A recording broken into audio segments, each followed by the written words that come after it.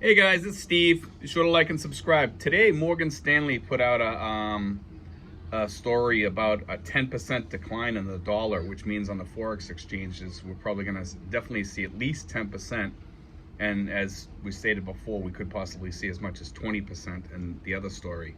I tend to believe we're going to go all the way down to 40 pesos to $1. And I'm sure some other countries that people are expats in will see some major changes in the dollar, which is not good for people overseas, but it's not good for people in the United States either. So it kind of carries across every place. But when we talk about inflation, it's one thing, but when we talk about the loss of, like the decline of the dollar, we usually don't include that in the inflation things. So like somebody that's making $2,000 off of Social Security loses that amount too, in some cases if they're living overseas. But in the United States, you start seeing that in the inflation index because you're paying more for some overseas items, so it causes all kinds of issues for everybody. But people that are overseas see more of a decline on top of the inflation too. So I mean, we see major issues. So for us over here, somebody that's making $2,000 loses, if it's a 10% decline, loses $200 basically. So it's a big hurt for all of us expats. But this talk that it could go to a 20% decline, which would mean somebody making $2,000, which is the average over here, would lose $400 in buying power.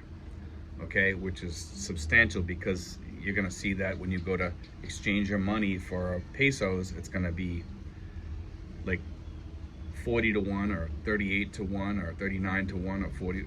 It's going to be pretty substantial. Right now it's like about 47, it's bouncing between 47 and 48.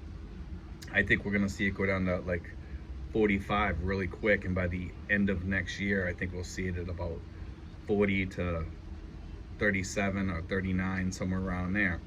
So this is not good for us expats over here. In fact, it's really bad. But I'm just getting a little bit worried about this because overall, I mean, there's nothing we can do about it, and going back home is not going to really help it either, because you're just going to see any foreign items go up in price, and it's going to kill us, all around.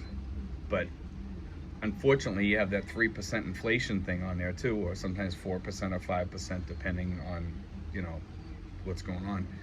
But in the United States, if inflation keeps taking off and housing prices go up, most of us expats don't have a place to go home to, so we have to stay where we are. We just have to adjust our living because our housing stays the same over here pretty much, which is good.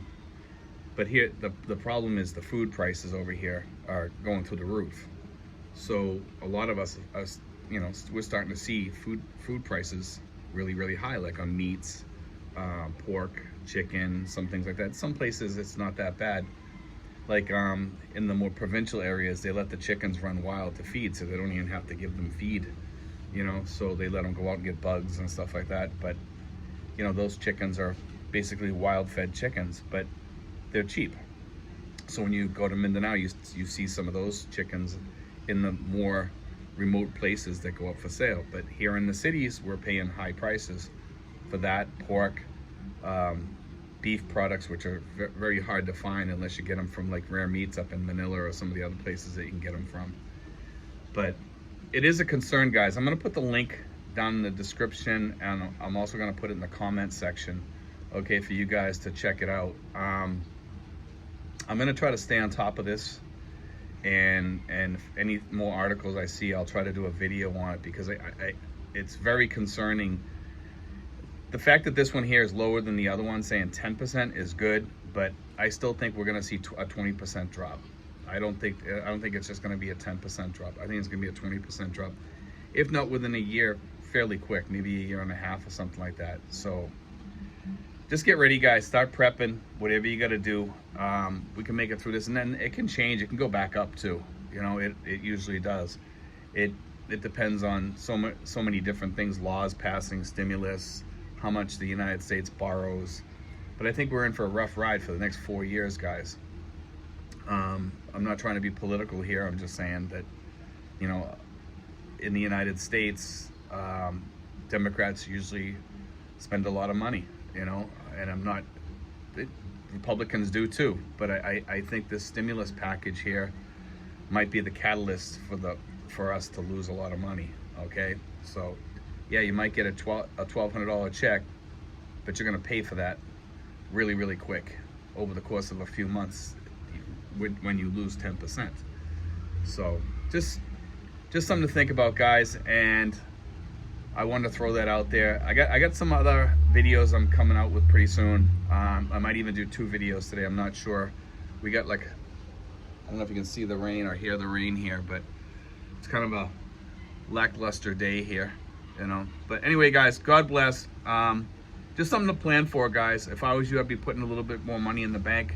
Now, if you can bank money, start saving, you know, just to make it through these rough times if we do lose some money, and let's hope that the dollar comes back again soon. But anyway, guys, God bless, take care.